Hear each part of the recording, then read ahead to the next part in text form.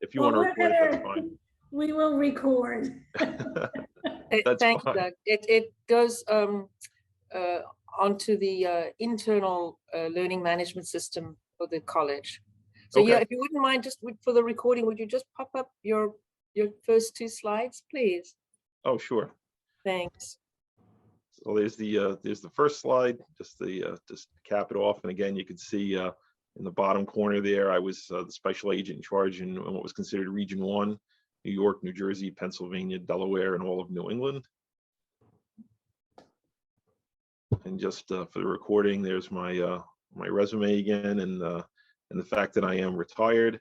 And I guess since we're doing this again, I'll throw in the legal disclaimer that just to make it perfectly clear, I don't work for the government anymore. All the information I'm sharing with you today is publicly available.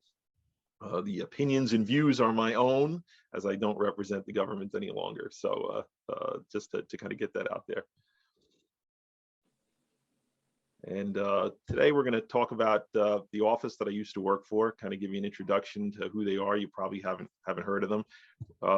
Mostly we investigated fraud, so we're going to talk about that, kind of give you a little introduction about fraud in the aviation related industry. We're going to go over some of the cases that my office worked and talk about those, and I think you'll find it interesting. So the office I used to work for was the U.S. Department of Transportation Office of Inspector General. The Office of Inspector General employs special agents, like I used to be, who have full federal law enforcement authority, just like the FBI, DEA, Secret Service. A lot of people don't realize it, but there are a lot of smaller agencies like mine at the U.S. Department of Transportation across the federal government that employ federal criminal investigators that have arrest authority. You know, when people see, you know, the federal agents doing criminal investigations, everybody thinks it's the FBI. Well, certainly they're you know, the big agency in the game. There are certainly a lot of others that you might not know about. We did a lot of search warrants, a lot of arrest warrants. You know, a big part of the stuff that we investigated, and we're going to go through it in a few minutes, was fraud related, and especially early on in my career, that meant paper. Everything now is a lot of it is moved to electronics, but especially early on in my career, we did a lot of search warrants to go into businesses to get paper to prove their fraud schemes. As an inspector general, we were able to issue our own subpoenas. We also worked very closely with the U.S. Department of Justice and the U.S. Attorney's offices, who issue grand jury subpoenas, which are legal demands for documents and other items. We used the grand jury quite a bit for testimony. We did a lot of you know, surveillance and, you know, body wires, recording conversations between people, recording phone calls.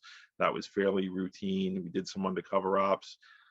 Forensic computer examinations. The U.S. Department of Transportation, OIG, actually has probably one of the better computer forensics teams in the industry.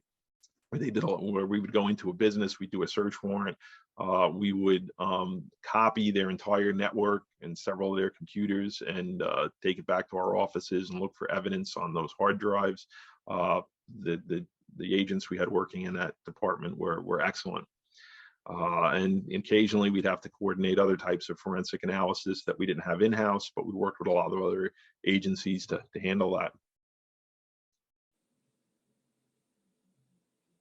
So this is the statute, one of the statutes that gives the Office of Inspector General its legal investigative authority.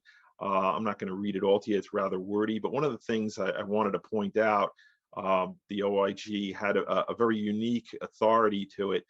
You'll see in paragraph A that they have the authority to conduct criminal investigations of fraud or other criminal activity related to the programs and operations of the Department of Transportation.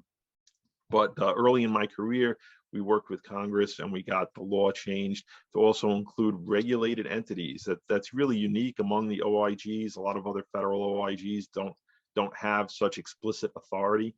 And what that means is, you know, the department is made up of a lot of safety agencies like the FAA, controlling aviation safety, the FTA and FRA, controlling rail safety, NHTSA, controlling motor vehicle safety. This gave the OIG the authority to investigate fraud in any of those regulatory programs. So the agency within the department, like the FAA, would institute the regulatory program, and they would have oversight of the safety aspects of that program.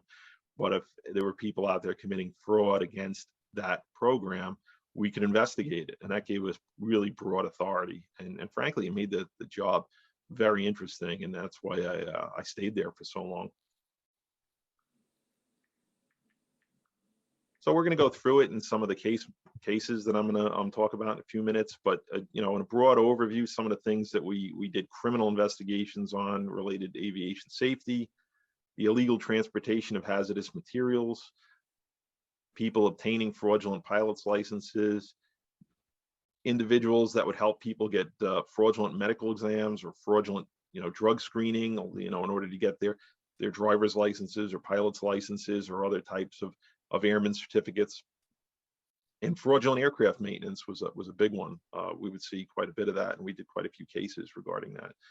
So, but in a real broad stroke, the Office of Inspector General had the authority to investigate anything that the Department of Transportation paid for and anything the Department of Transportation regulated. So again, we had a very, very broad authority across the department.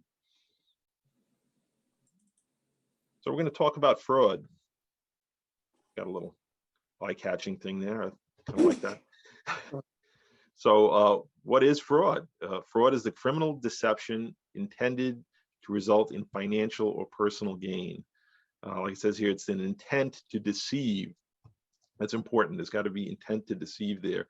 And it's often characterized by altered, false, or concealed documents. We're not talking about mistakes here. There are mistakes. There are, you see it on the news all the time, especially in the aviation industry. There are accidents. There are, planes that crash from time to time. Sometimes there's just a routine mechanical problem. Sometimes it's pilot error. That doesn't mean, all the time somebody's committed an act of crime or had criminal intent there. But occasionally, if you see, a lot of a pattern of problems, a pattern of mistakes in one entity, that could be a red flag that there's some criminal activity going on there. And you've seen it on the news especially whenever there's a plane crash. The FAA, the NTSB, they respond. They want to know what caused it, why did this occur, how do we prevent it from happening again? And both of those agencies have excellent skill sets at figuring out what caused these accidents. And we worked very closely with them, and they would, if they saw, indicators of criminal activity that caused the accident, they would make those referrals to our office to run a parallel investigation. They would be, doing their regulatory investigation, and we would do a criminal investigation. This picture here is from an accident that occurred a number of years ago.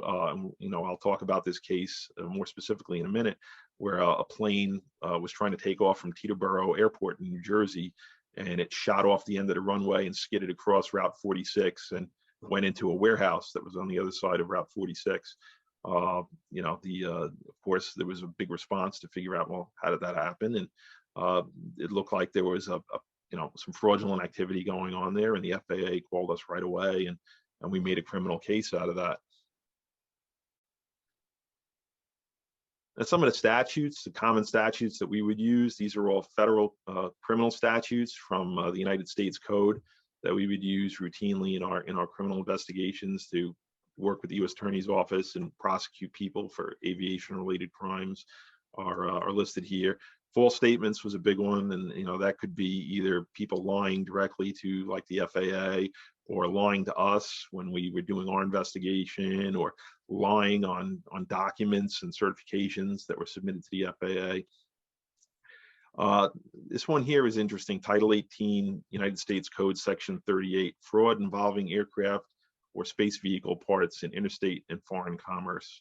My agency, my old agency, worked very closely with the FBI, the Department of Defense, NASA, to get together with Congress to actually have this statute passed to address, problems in the aviation and space industry with the quality of parts and commercial and counterfeit aircraft parts and fraudulent maintenance. And I'm going to read you some excerpts from the actual law, which is kind of interesting. So in order to you were to violate this particular law under 18 USC section 38, it makes it a crime for anyone who falsifies or conceals a material fact concerning any aircraft or space vehicle part. Makes it a crime to make or use any material false writing, entry, certification, document, record, data plate, label, or electronic communication concerning space or aircraft parts. It also covers exports or imports of fraudulent parts. And the penalties are quite steep. If the crime that's proven has to do with the aviation quality of a part, someone convicted of that can be fined not more than $500,000 and imprisoned not more than 15 years or both. If the part itself, and that's just if it's if there's a, say, a false certification, so to speak, but if the part fails to operate, if there's actually a failure with the part, then the fine can go up to not more than $1 million and imprisonment can go up to 20 years on that. And then if you're if you know you are involved in such a scheme and a part fails and there's a crash of some sort and people die, if there's deaths, God forbid, then the fine is up to $1 million and imprisonment for any term of years up to life in federal prison for that. So it's, the penalties are fairly steep for violations of that statute. And you know, there's quite a bit more to it. If you're interested, I suggest you kind of Google that and look at it. Some of the other statutes that we dealt with were the one here you see 46.310, reporting and record keeping violations. Those are really geared towards air carrier employees. If you have an air carrier employee that's making false certifications or false statements, they can be prosecuted under that statute. And the next two statutes are kind of interesting. You have the 46.312 and the 5124. They deal with transporting hazardous material. The 46.312 is oriented, if you read it, it's oriented towards illegally transporting hazardous material on aircraft. The 5124 deals with transporting hazardous material on all modes of transportation. That could be rail, that could be by car, that could be by vessel, it could also be by aircraft. What's interesting about those two statutes is a lot of other criminal statutes, you have to show knowing and willful intent, that the people knew what they were doing were wrong and they willfully did something wrong. There's a component of these hazardous material statutes that incorporates recklessness. So in order to be convicted of those statutes, the government would only need to prove that you knew what you were doing and acted recklessly. Maybe you didn't, you know, you weren't being a terrorist, you weren't putting something on an aircraft looking to take it down, but you just acted recklessly and got something put on an aircraft illegally. You could be convicted of that, and the penalties are fairly steep with that. And there's a case I'm going to discuss in a little bit about that. 46.306, registration violations involving aircraft. We see some of that is used, especially with unregistered drones. You see prosecutions under that for folks that are using drones illegally, as well as the 46.317. That's the criminal penalty for pilots operating in air transport without an airman's cert. So you know, we do see that from time to time, and we have some cases that we'll talk about people flying aircraft without a pilot's license. But you also see some prosecutions under that statute for people operating drones without having the proper licensing for that.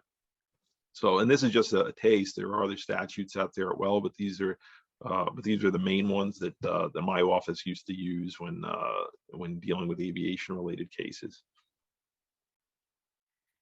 I'm going to run through some cases now to give you a flavor of kind of some of the work that we did and kind of maybe open your eyes a little bit to the fact that unfortunately there is fraud and criminal activity in the aviation industry. It is I wouldn't characterize it as, you know, super widespread and something that you should lose sleep over, but it is out there.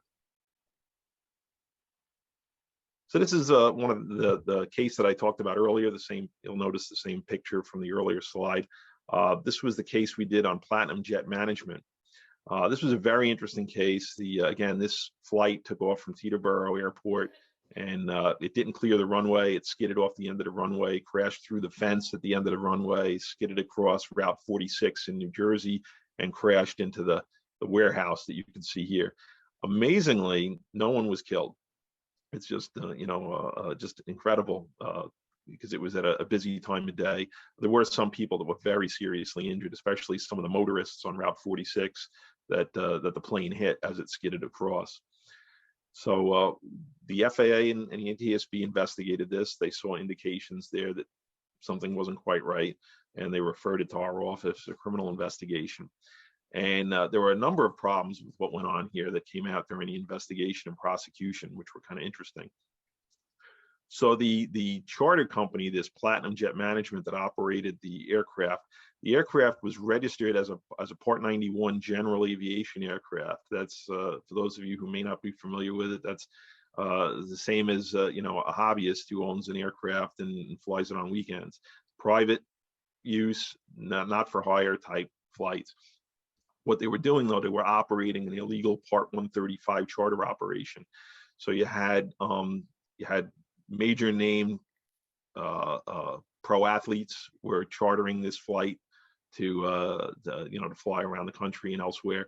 You had rock stars who were chartering flights on and paying big money to be on these flights, and the flight was not registered as a for hire charter aircraft with the FAA.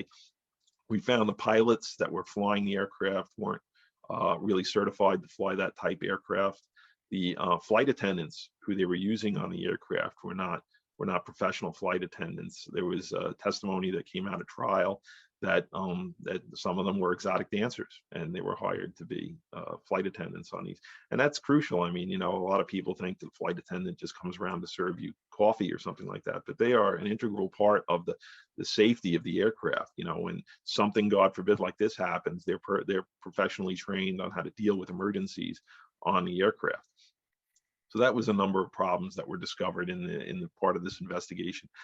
One of the big issues that came out, and what ultimately it was determined caused this crash, was the company had made deals, if you will, with certain fueling companies at certain airports to get aviation fuel cheaper, and Teterboro was one of them where they had that lined up. So in order to fully fuel the plane and get fuel at a cheaper price, they were falsifying the weight and balance documents for the aircraft to put more fuel on the aircraft than they should have.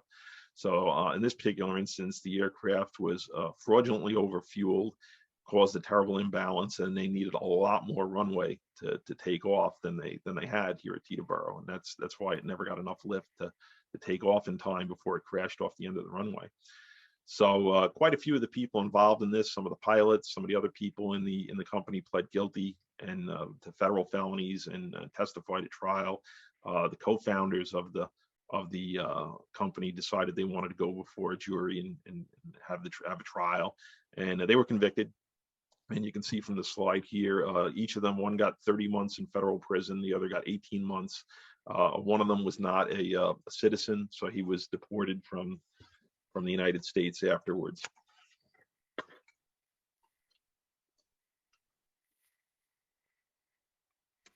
So it was a very, very interesting case. And, one of the interesting aspects of it, I felt, was you had very wealthy people chartering these flights thinking they were getting, top-notch service above and beyond, where folks like you and I were flying coach with major airlines.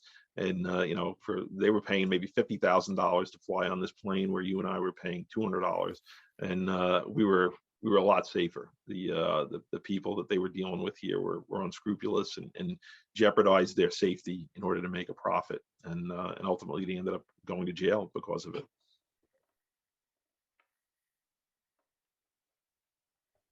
Here's another case we did on a company in Jersey called Tara Technology Corporation. Again, this was an interesting case. They had, my understanding is they had some engine failures here and there, and the FAA was investigating it. And you know what? And before I get into this, I'm going to back up. You're going to notice on the slides here, I have an indication here. This one says Teterboro FSDO, the Flight Standards District Office. And same here, this was the Teterboro Flight Standards District Office.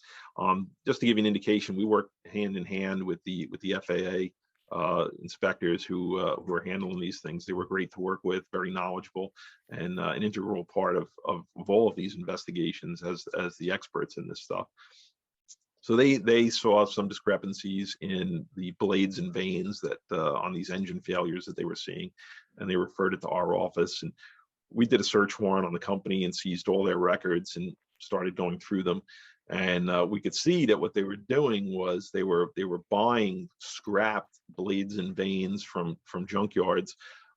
These were aviation parts that had been damaged beyond repair and that the airlines had scrapped. So they were buying them and they were illegally cleaning them up, rip blasting them, blending them to clean them up, and then they were generating false FAA paperwork to say that these parts were airworthy, and they were selling them back to the airlines at big money. So very, very, very dangerous what they were doing here. And over the course of the investigation, we found that this conspiracy lasted about 19 years, and they sold a little over 3,400 of these scrap blades and vanes back to the industry. So, we did our criminal investigation. The people running the business were prosecuted and were found guilty on felony charges. They paid millions in restitution, and some of them got probation sentences and jail time, I think. But one of the more important aspects of this too was once we did the search warrant and seized all their paperwork and went through it, we worked hand in hand with the FAA, and they issued various safety notices out to the industry detailing all of the bad parts that were out there, and they were able to get those out of the supply chain, out of the industry, get them off the planes that they had been installed on. I think we did a lot for safety in this particular case. The people that that did committed the crime were dealt with, but we also were able to get a lot of these bad parts out of circulation, which was very important.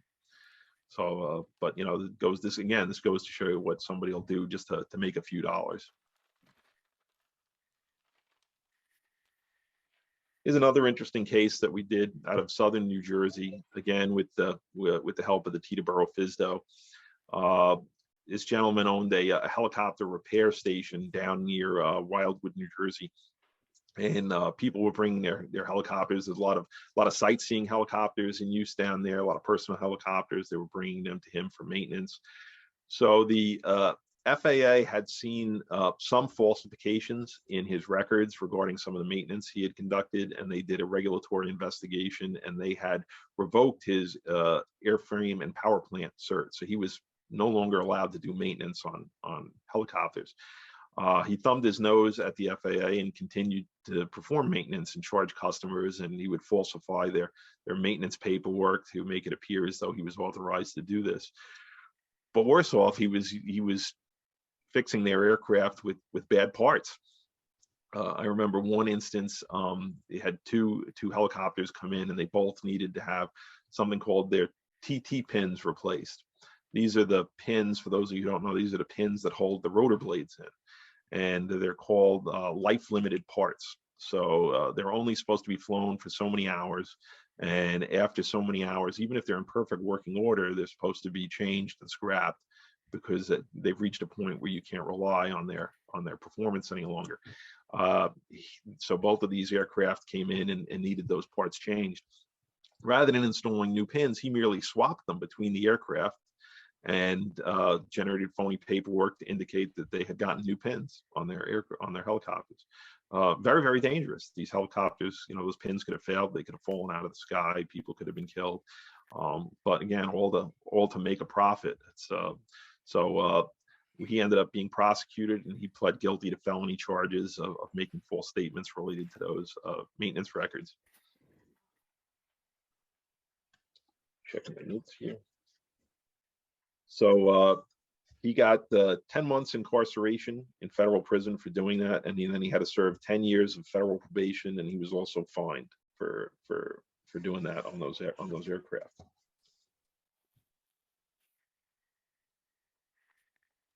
Here's another more recent case that we worked out of the New York office. We had a flight instructor providing flight instruction without an airman certificate. This was kind of an interesting case. This particular flight instructor here on Long Island, he had been involved in a crash in February of 2016, where he was providing flight instruction to some students, and the aircraft ran out of fuel and it crashed in Huntington Bay. and one of the students unfortunately died. He jumped out of the plane, he panicked in the bay, and he drowned. And so the FAA was investigating that, and in the meantime, they revoked his flight instruction certificate, so he couldn't provide flight instruction anymore. But he decided he was going to continue doing that anyway, and he continued to provide flight instruction for money, and he was falsifying the logbooks of his student pilots. And you can see it says on approximately 30 flights he did this, which was not safe, and he was scamming these poor students because the hours they were paying him for were not good. They couldn't use them because he was not an authorized flight instructor at the time, and you know, he could have caused more accidents. He shouldn't have been flying. So we did an investigation on that, and he was arrested and prosecuted for providing flight instruction without an airman certificate. So kind of interesting, the day we arrested him, we brought him to federal court in Brooklyn, and there was a lot of press there. And after the arraignment, they chased this guy down the block, and if you can see from the picture here in the newspaper, they chased him into the New York City subway system in order to get a picture of him, to put it in the paper and talk about his case. The other interesting aspect about this, and it's right here in the newspaper article, is the individual had put it on. He had a LinkedIn profile. He was a U.S. Park Police officer here in Brooklyn, New York.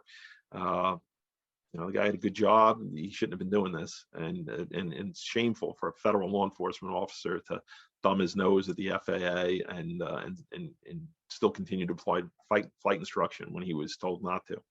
So he was prosecuted, and he pled guilty to felony charges. His license was revoked, and you know, it's a shame that he went down this road. But it was an interesting investigation.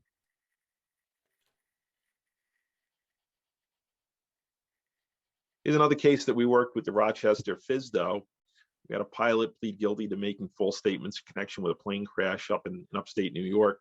This individual was also a student pilot, and according to the FAA rules, he was prohibited from flying with passengers in his aircraft. So he flew his plane. He had a hard landing at this airport in upstate New York, and witnesses saw another individual get out of the plane and leave the plane. When the FAA inspectors showed up to check on the crash, he said he was the only one in the plane, but they noticed there was blood on like the dashboard of the plane. Whoever was in the plane had hit their face or whatever against the dashboard of the plane when it crashed, and but he was not injured. So, you know, they were making inquiries about whose blood this was, and his statements weren't adding up. So they referred that to our office for investigation, and we investigated it, and it came out that he did have passengers in the plane that he wasn't supposed to have, and he shouldn't have been flying. So he pled guilty to federal felony charges. He served a year of supervised release, and he paid a fine, and the FAA revoked his pilot's license. Again, stupidity, you know, the guy shouldn't have been doing what he was doing, and then he compounded that by lying to FAA and to my agents when he was confronted with it. So it was kind of an interesting case, though.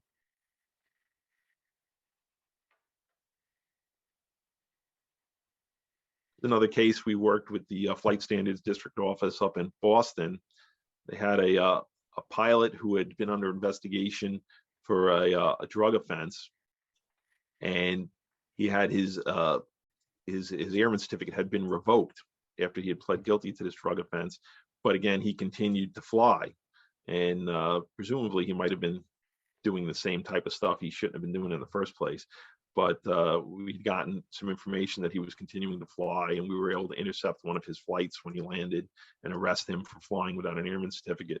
And he pled guilty, and he was sentenced to 15 months in prison for flying without an airman certificate. He shouldn't have been up there.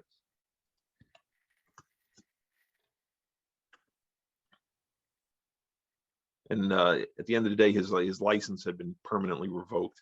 He shouldn't be flying at all. This was another weird case worked out of Massachusetts. We had an individual who had his own helicopter, and he was flying it in and out of his backyard. up in Massachusetts. I can only assume he had a large piece of property. I'm not that plugged in on it, but there were a lot of complaints about him flying in and out of his backyard. And but even though the FAA revoked his airman certificate and told him not to fly anymore, he continued to fly his helicopter, and he was arrested for that. To my knowledge, that case is still ongoing. I think he's awaiting trial on that case, because I was looking, I don't work in the office anymore. I was looking to see if there was any resolution on that. I did not see a resolution on this case, so I think he's trying to fight it. But I imagine he's not going to have too much of a leg to stand on. He caught flying. You don't have an airman certificate. What are you doing? What are you doing up in the air? This was kind of a weird case that I worked personally when I was a field agent, to kind of talk to you a little bit about hazardous materials. So we had a flight coming in from Florida. It was a Spirit Airlines flight that was coming in from Florida. It was landing at the LaGuardia Airport. On approach to LaGuardia Airport, some of the cargo in the plane shifted, and a couple of boxes got crushed, and the entire aircraft got filled with very strong fumes. A lot of people got sick. There was an infant that had to be hospitalized that was on board because of it. When the flight came in and they inspected it, they found a couple of boxes in the cargo hold that were filled with 14 one-gallon jugs of highly concentrated industrial strength ammonia. This wasn't, the stuff you'd buy at, Stop and Shop to clean your home. This was much stronger concentration than that. And we tracked it back to the passenger, and we interviewed the baggage people who were, involved down in Florida, who checked in the bags. And it turned out the passenger who was actually on this flight too, had checked in the bags and lied to the airlines, told them the boxes contained kitty litter, and even the boxes were marked kitty litter. And but they only contained the ammonia. So we arrested him, and he was prosecuted for illegally transporting hazardous materials. He decided he wanted to go to trial. This was somebody that had no criminal history, as I recall. So maybe his worst run-in with the law was maybe a parking ticket or a speeding ticket. So he wanted to go to trial. Ultimately, we convicted him. The jury convicted him, and he was sentenced to serve 46 months in federal prison for smuggling this hazardous materials on the aircraft. It came out at trial, kind of an interesting twist to the whole thing. The guy was, I don't know, some sort of a religious, I don't even know what religion, some sort of a religious person. The New York Post was characterizing him at the time as a witch doctor, and that he used this ammonia as part of some of his religious ceremonies. Excuse me, part of some of his religious ceremonies. Weird thing happened in the middle of trial. One day during trial, we had taken a break. The jury was out. I was sitting at the prosecution table with the prosecutor.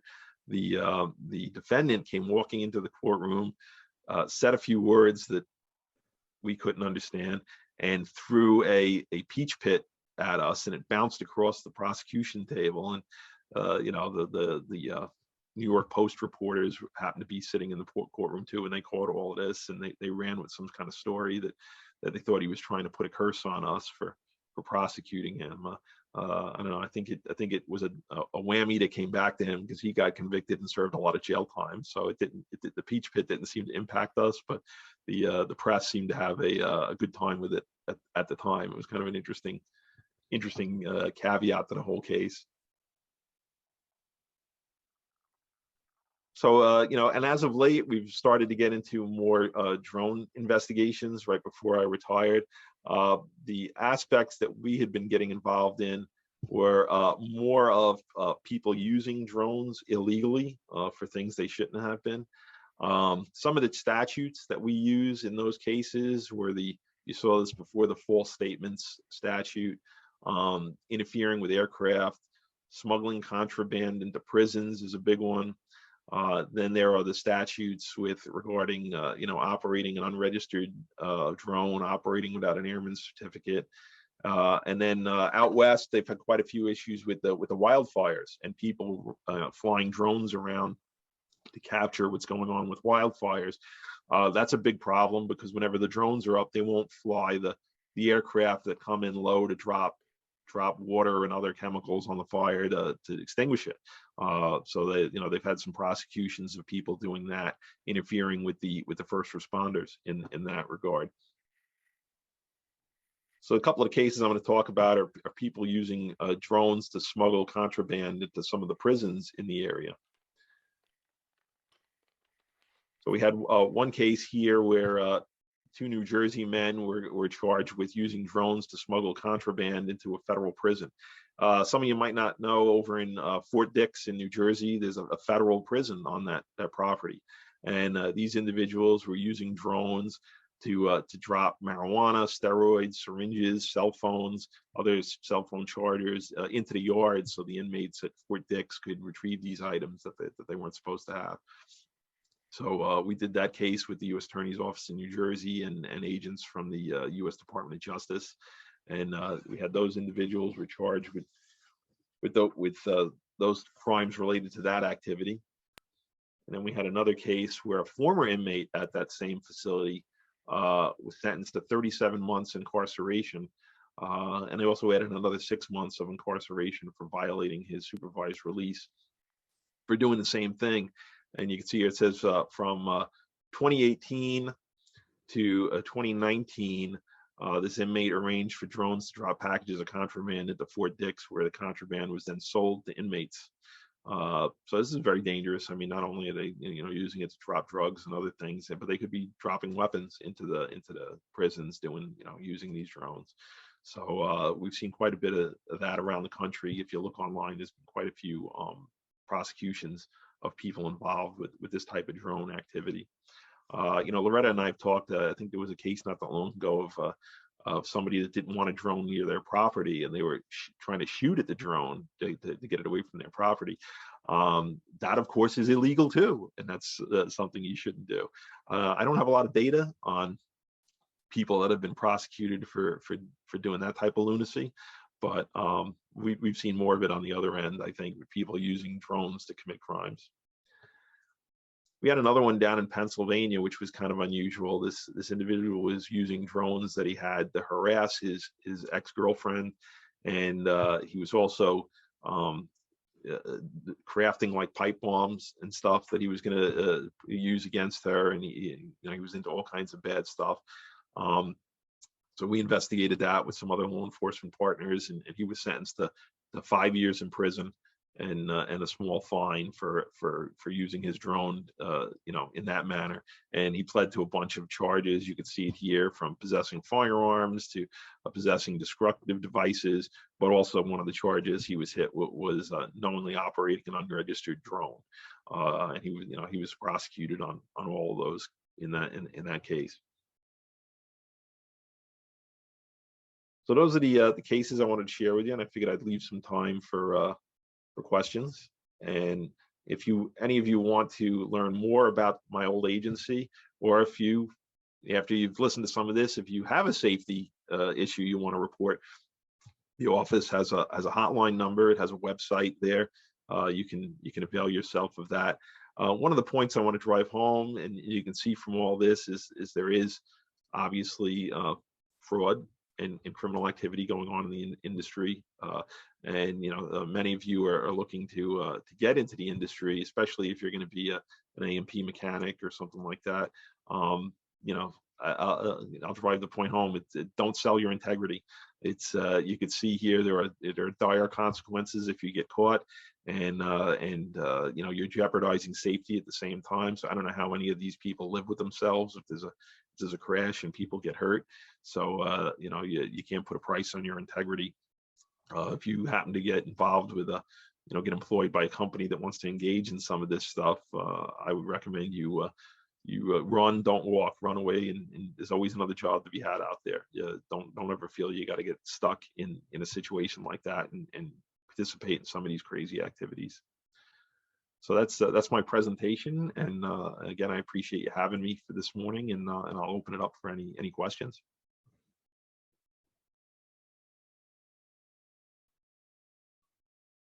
I think you're muted, Loretta. Yeah, sorry. Did you want to stop sharing so you could see all the heads? Oh yeah, that probably would be a good idea, wouldn't it?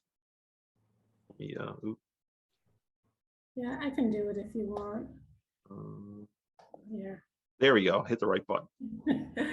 Yeah, I just wanted, well, first of all, phenomenal presentation, and I really appreciate your words at the end. That was really one of the reasons that I wanted you to speak, because I don't think it's really well known out there how significant the problem is, even if it's not hugely widespread. There's a lot of money to be made in doing things illegally, but the consequences, as you indicated, are not ones you ever want to take, or the moral responsibility.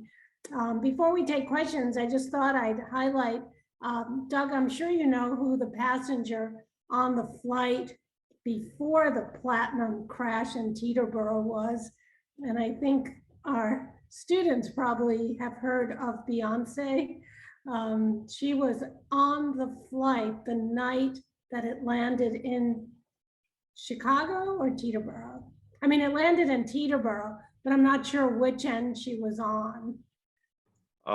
Yeah, it's been a while. I forget which leg she was on, but she was definitely on that aircraft, either that night or the day prior. Imagine how different the world would be if something had happened to her. It would And be then, awful. yeah, but it also shows you that a lot of rich people, as you pointed out, are paying tens of thousands of dollars, and they don't have the safety that you get on a JetBlue flight. It's just incredible. But in terms of the, I just wanted to mention, the only prosecution so far for shooting at a drone was just recently in Florida.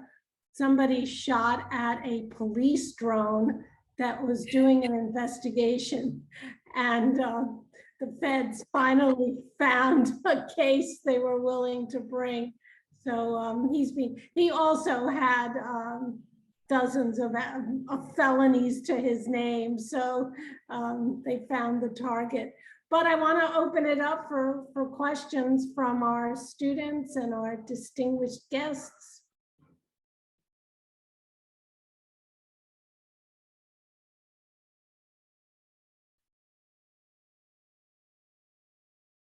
Okay. Peter, it looks like you want to ask a question.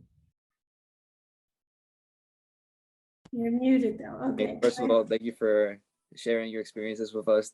They're really, really fun to hear. There's a really great aspect to hear about that part of the industry. It's good to hear stories that are close to home, I guess, like LaGuardia and Teterboro. Although they're not great stories, they're still cool to know. A question I would have was this an industry you wanted to be as like a young yourself? Like, was this an industry you wanted to be in? That's a great question. I find myself very fortunate. I had when I was in college, I was angling myself to be a federal criminal investigator. That's the background I was shooting for. That's the job I wanted to get when I graduated. Of course, everyone knows the big names in the industry, the FBI, the Secret Service, yada yada, DEA.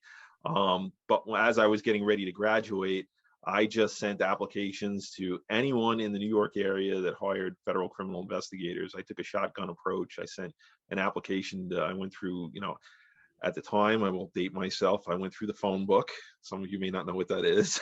I went through the phone book and found every agency in the area and sent them a resume. And it just happened to be that the Department of Transportation was hiring at that time. And I got an interview, and through some other fortunate things that happened, I was able to land here.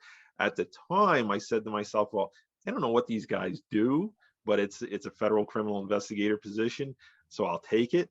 And if I don't like it, maybe I'll transfer. But I was very fortunate. I got into the office, and I loved the job. It was always every case was very different.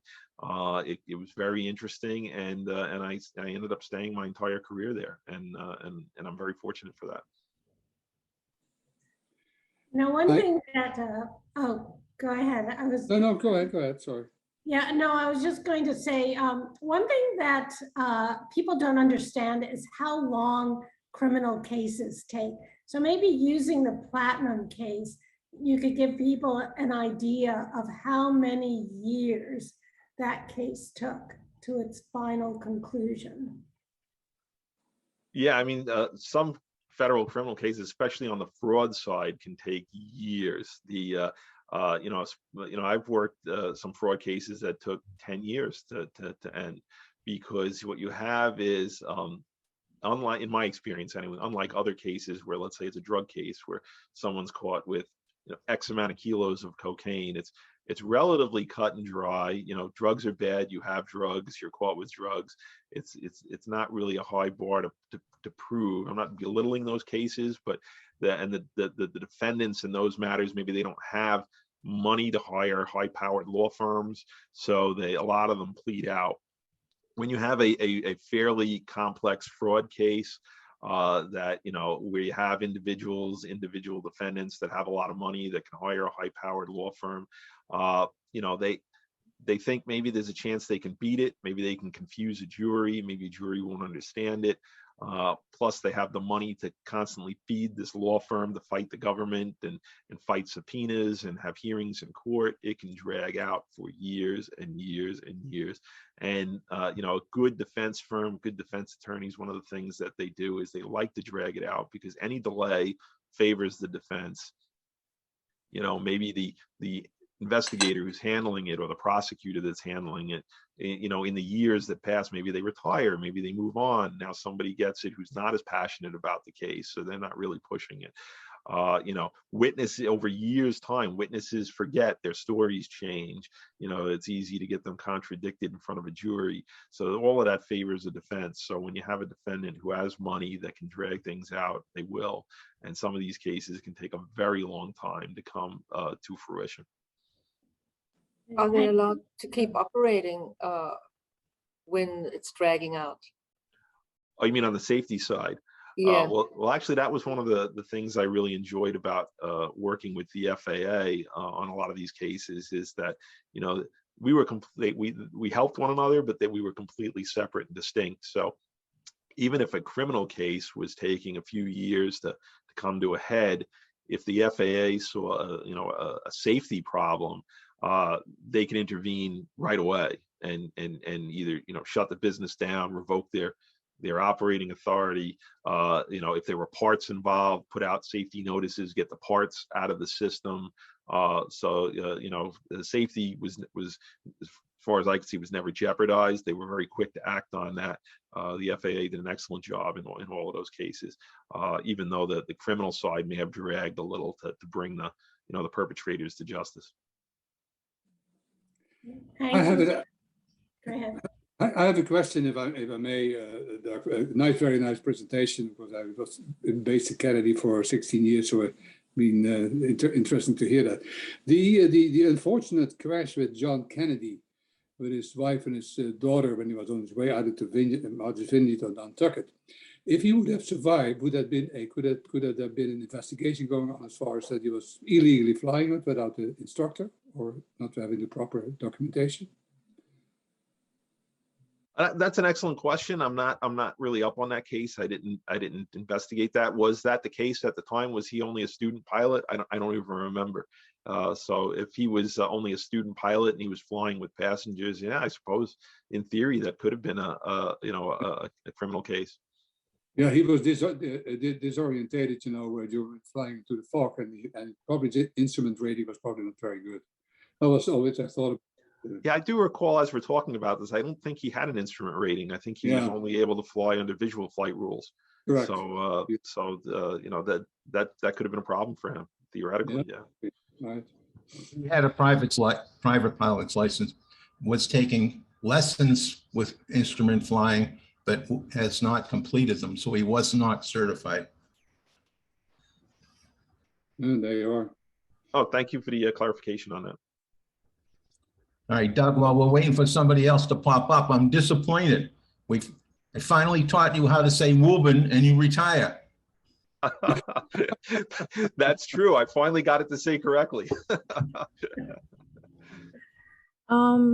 a question towards the platinum case where that the plane that crashed just off of Teterboro.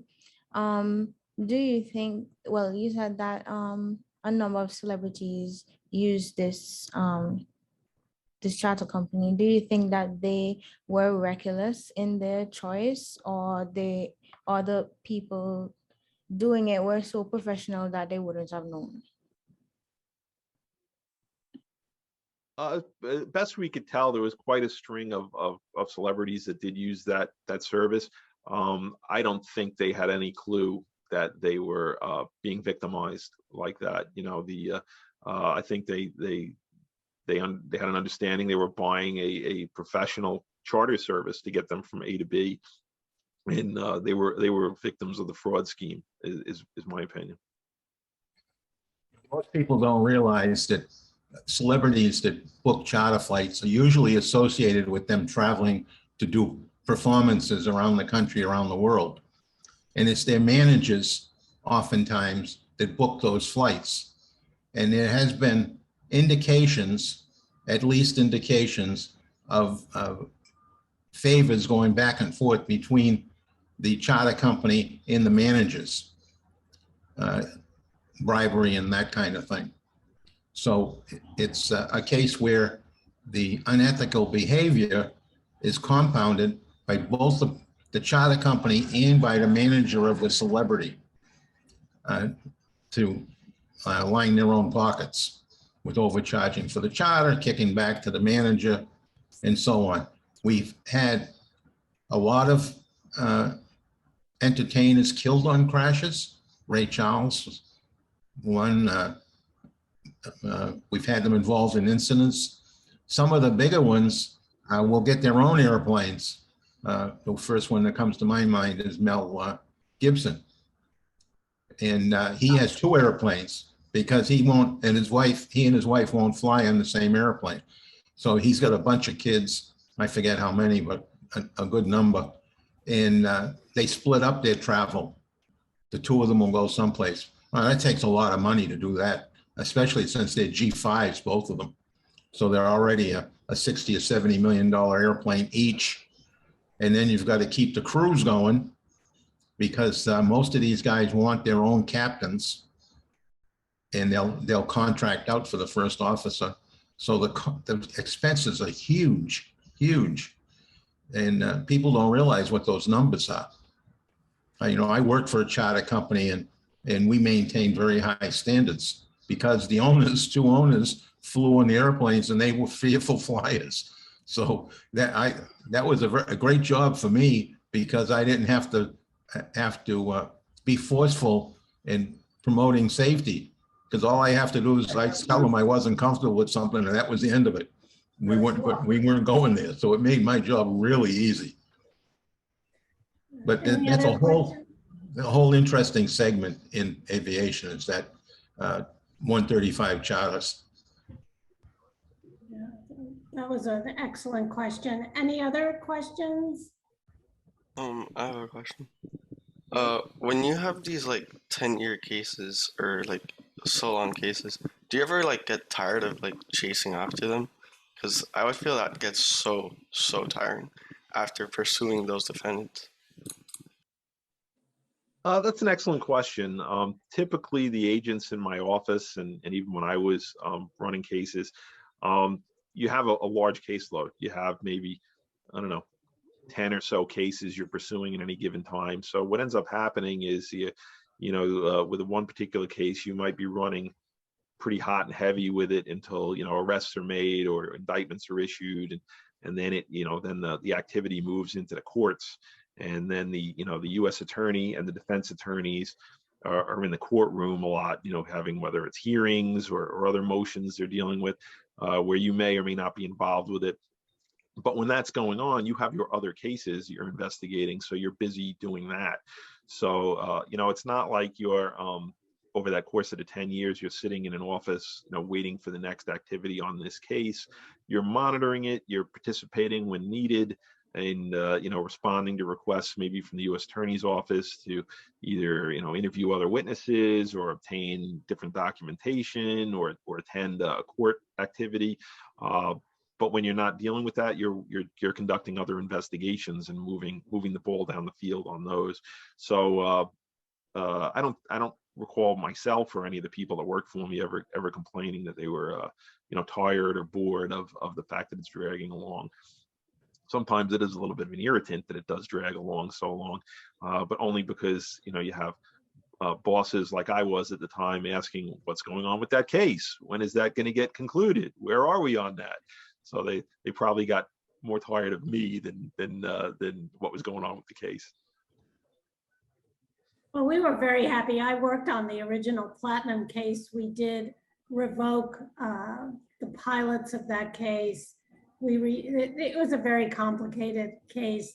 There was an underlying 135 that we revoked in that case, but we were waiting for the criminal case so we could use it to deter other people, because we knew that work was being done on the case.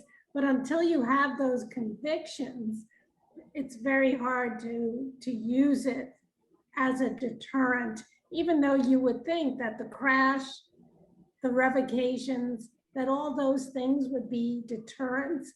But in the end, it really seems like going to jail is a much bigger deterrent. I did also want to mention, Doug, you brought up the importance of flight attendants. And in that particular case, it was a miracle that no one died, because the flight attendants, as Doug indicated, were selected not for their ability to perform safety functions, but because they were beautiful. And there's nothing wrong with beautiful flight attendants if they know the safety. But these particular flight attendants did not know how to open the door. And it actually was one of the passengers who opened the door. At lunchtime, I guess we'll have to pull apart court.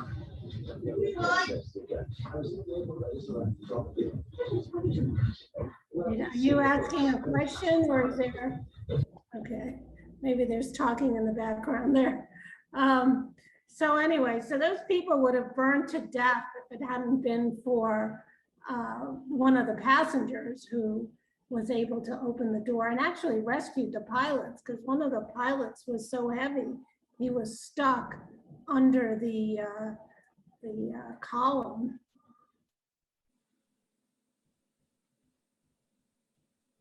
Any other questions? This is a great opportunity to ask about criminal cases.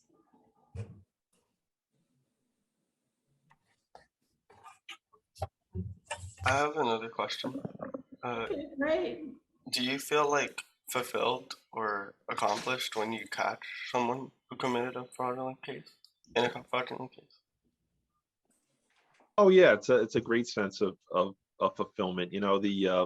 What I always found interesting about the job was you almost have to be the type of person that really enjoys like puzzles, because an event happens, let's say like this Platinum jet crash where a plane goes into a warehouse. So you know what happened, you know the end of it, but now you've got to take all the pieces in between and try and put the story together. Like, okay, this is where we're at. How did we get here?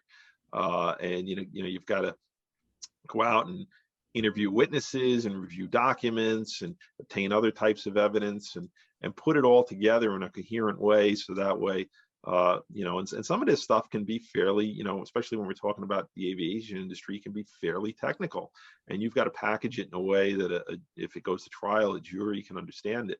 So when you string all that together and you actually, put the ball in the end zone and get a conviction, or you do a job so well that the defendant comes in and pleads guilty rather than going to trial, it's very rewarding. It's very fulfilling, and especially in these cases with the safety aspect. Working with Loretta and other people at the FAA. At the end of the day, I always went home feeling pretty good that we did a very good job in promoting safety in the industry, because a lot of the people we dealt with, they're not, they're not cartel members, they're not gang members, they're not people who are used to being prosecuted, they're not people that have been in and out of the system.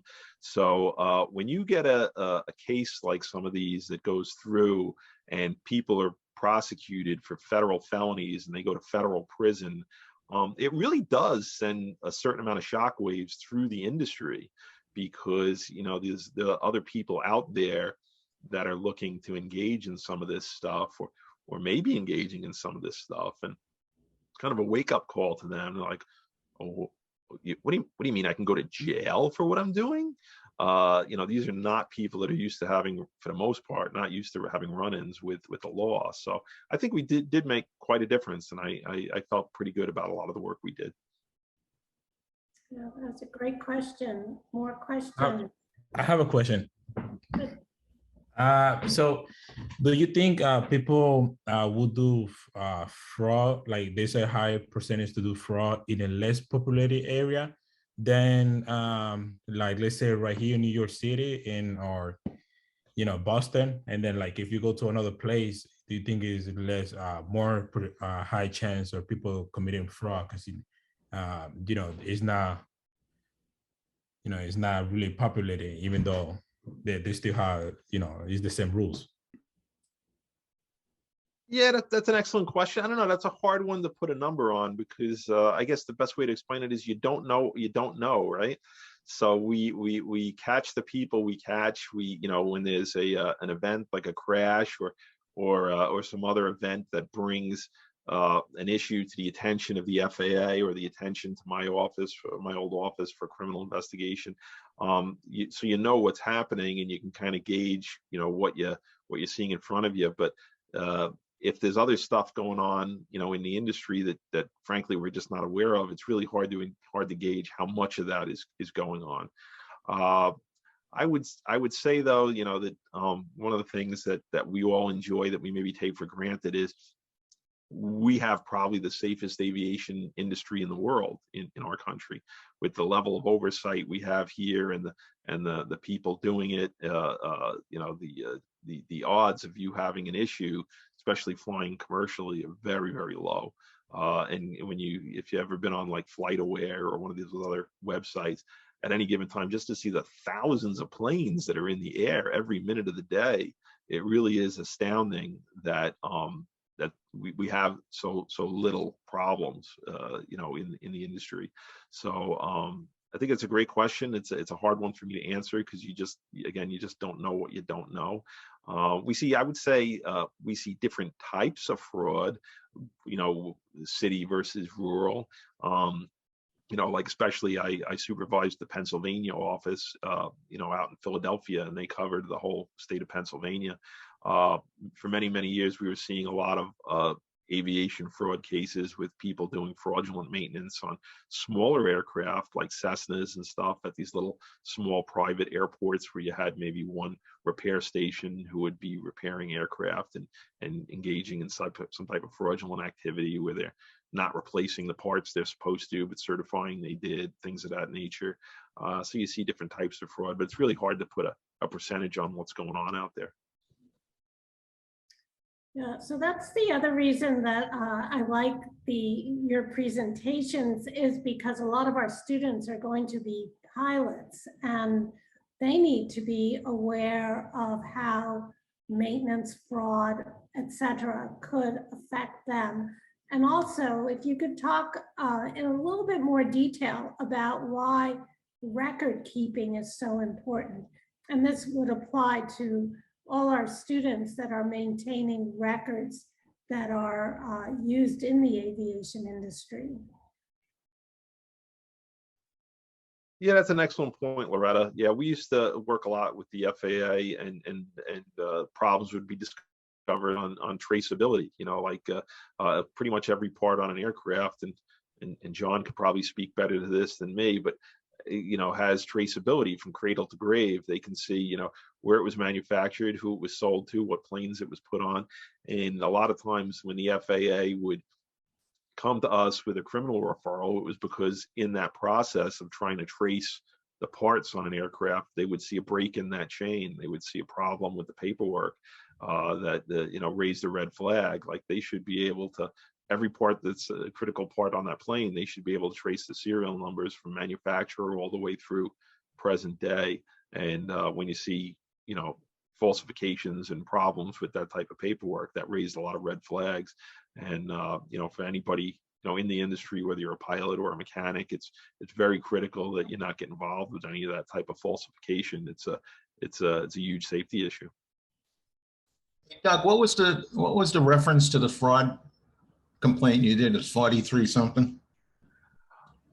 You're talking about the statutes, John? Yeah, yes. You're talking about the one with false statements regarding air carrier employees? No, but that's a good one too. I got a case. I'm talking to a bunch of mechanics tomorrow, and I have a fraudulent case, and I just wanted to throw out the statutes that they find themselves under. Well, the big statute is 18 USC section 38. That's the fraud involving aircraft or space vehicle parts. That has draconian penalties if you get prosecuted with that. The one that related more specifically and probably would be charged in concert with 38 if you were an air carrier employee was 49 USC 46310. 46160? 46310. Got it. I'm gonna raise that tomorrow. Because I have a fraud case right in the area where I'm giving a presentation to a couple hundred mechanics. And I hope the scumbags that from the repair station are there. It'd be good for them to hear. Yes. Yes, That was a technical term. that's an aviation term, yes. Michael, did you have a question? Yeah, I just had two questions. The first one, that flight instructor, was he an independent contractor or was he part of a flight school, if you know? I believe he was doing both. I think he was part of a flight school out of Farmingdale, I believe. I forget the name of the flight school, but he also was doing it on the side for himself, is my understanding. Okay. And other question is, with this 5G stuff going on, let's say in theory there was someone who got a payoff to look the other way to approve the 5G.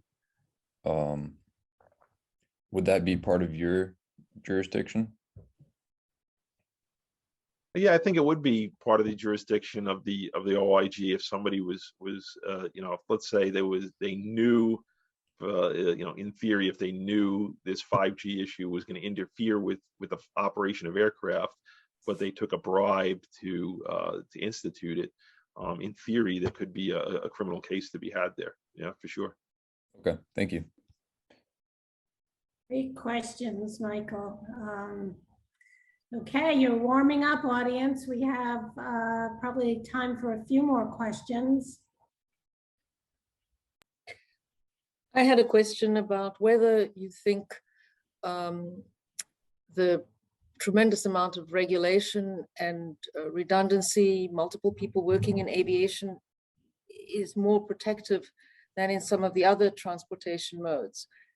And whether there's a relationship between that and the higher accident rates, particularly in the motor vehicle industry. That's a great question. I'm not sure if it really impacts the accident rate, but I will say from what I've seen, there is quite a bit more, I'll say, hands-on folks in the aviation industry ensuring safety. Quite a bit more checks and balances than say in the trucking or the motor vehicle industry. I'll give you an example. The FAA is heavily involved in regulating aviation safety. But on the trucking side, you have the Federal Motor Carrier Safety Administration. They're involved with ensuring safety in the trucking industry, and while they do a pretty good job at it, they operate in a way where they push more of it down on the states and the local governments to also enforce those their regulations and to try and ensure safety in the trucking industry. So they operate, I'll say, with less hands-on than the FAA, and I guess potentially that could be a reason why there's more accidents in the trucking industry. I'm no expert in that, so I couldn't really comment any further on that. But I definitely think the FAA has more of a hand in the mix regarding safety than in some of the other modes maybe do, because they push that down on state agencies more so, way more so than the FAA.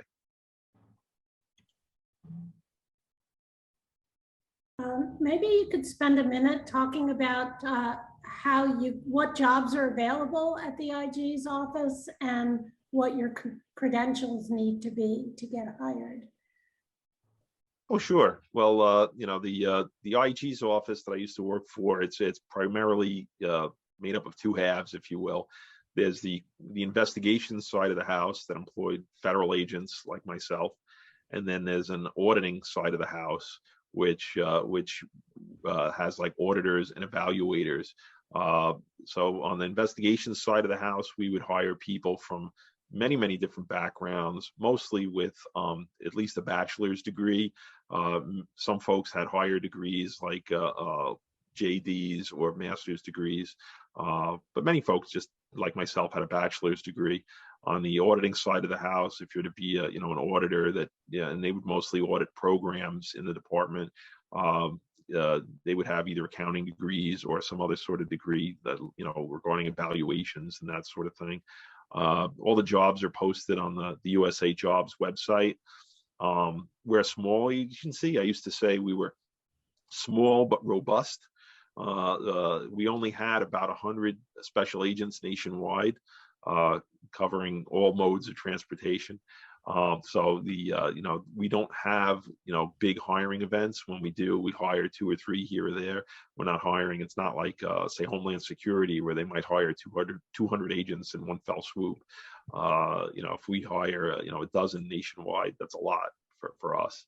But we do look when we hire, we do look for people from various backgrounds. We like to have a real diverse makeup in the office. This way you have a lot of different points of view, a lot of different skill sets that you can tap into, since they did cover a lot of territory with few people. Okay, great.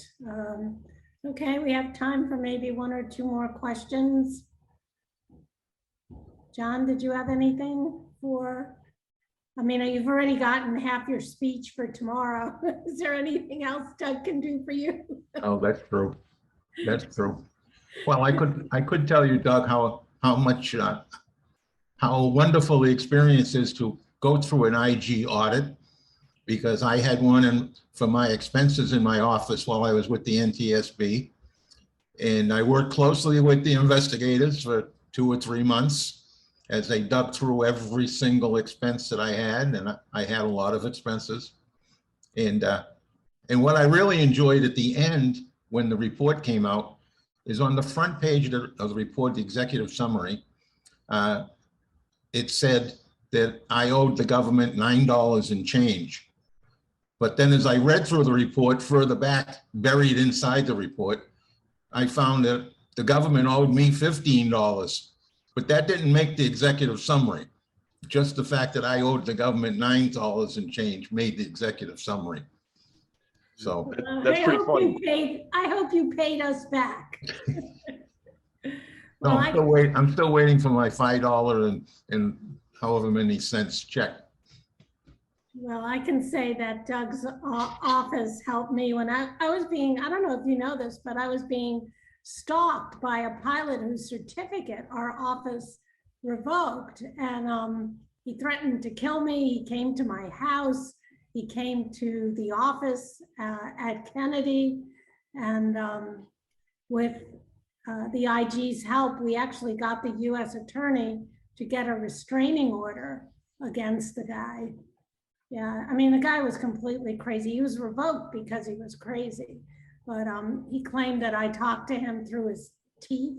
I mean, it was crazy. But it's scary when somebody comes to your house and your office arranged for New York City Police to protect my house. I mean, it was really, it was crazy.